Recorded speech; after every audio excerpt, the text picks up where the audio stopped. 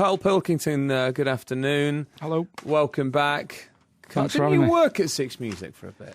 I did a little bit. What happened there? Who were you working with? Who did you do a show with there? I was just helping out Russell Brand. I just was pressing the buttons. Were you? Did you like it? Killer question for the start of the interview, isn't it? Yeah, it was all right. Six all Music, right. it's good. I listened to it. I listened to that. I listened to Smooth 70s. I you listen listen to to- Five do you? Live all the time, yeah. Good. Thank you, Karl. I didn't even know there was a Smooth 70s. Well, I think they've just closed it down because I put it on the other day and it's got the normal Smooth radio coming out the speaker. Why And I is- Googled it and no one's even talking about it, so I don't know what's gone on. Because quite a lot of these radio stations, they do now have these broken up by decades. You get like absolute 80s. 80s, absolute... noughties. I've never heard any of them. Do they have their own DJs? Do they all They have like the odd specialist show where someone comes on and talks Yeah. about a certain album from that decade, but really you don't want them there. You just want the absolute 80s or whatever. DJs get in the way of music. When I was working in music radio, I actually thought the music got in the way of me. Well, it's funny. Did you hear what they were doing the other day at Radio 1? No. They were doing it like the presenters were just using Twitter. So there's no talking. So how does that work? What does that mean? Well, you just put Radio 1 on, you go, where is everyone? And it's because they're just doing the links on Twitter. So there was back-to-back music, and if you wanted to hear what Greg James was saying, you went on his Twitter account and watched what he was saying, Yeah. and you never heard him speak. No. What's going on? That's a dangerous road. What is That's going a on? dangerous road to go Well, it's down. not going to happen for you, is it? You can't do That's that. not going to with work. you. But I don't, honestly, this is what I mean about. I mean, I'm We could only do it 40. the other way around. feel, I could keep telling people on Twitter what music I'd rather be listening to whilst I'm interviewing people. I know, but what's happened? I thought the whole thing about radio is the way I use it. Like, you know, you've called me in the past and I'm doing a little job at home or something like that, or you're driving. So how does that work? Radio, the beauty of radio is it's on in the background when you're doing something else. But now you're told you've got to mess about with your phone when you listen to the radio. When I don't know what's going on. Honestly, Richard, all this baffles me. Do you mean also the fact that you're meant to now look at radio as well? So that, Well, yeah, you've got video camera. In fact, there's one in here. I've just looked up. Yeah, there is. There's one in yeah. here now. Yeah, yeah. So there's one here, and yet when you're watching the telly, that is a visual thing. They're encouraging you to mess with your phone now. They're saying, "Oh, tweet this and tweet that."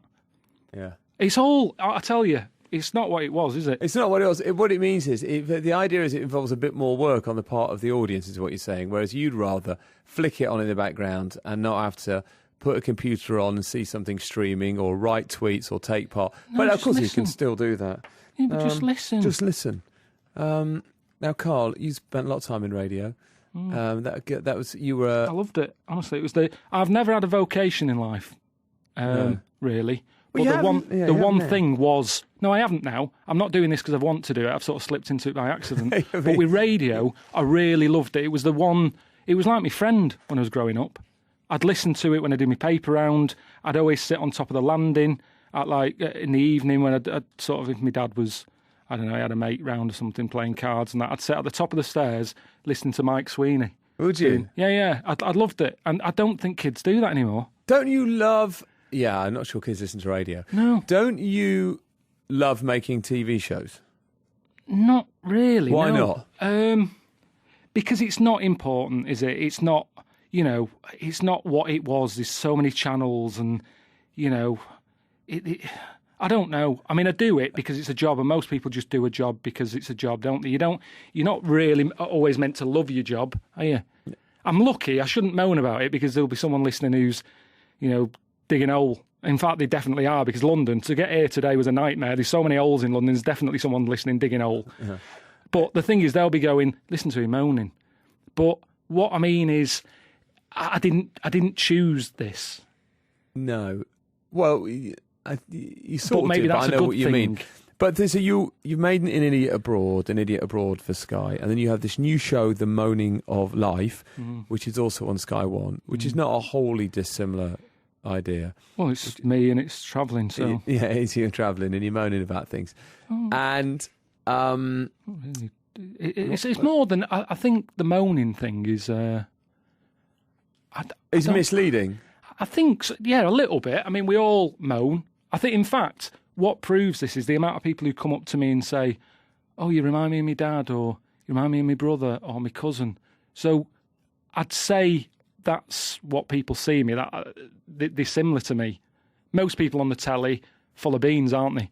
Lorraine Kelly, doesn't matter what she's telling you, she's laughing to herself. I'm no disrespect to her, she just picked, sort of came into my head. But everybody on the telly is sort of happy and go lucky. So I sort of come along and sort of just be normal because I have to be, because, they film so many hours that there's no way I could put a sort of a happy side on. You always say, so An Idiot Abroad, which you did a couple of series of, and then you did one with Warwick Davis.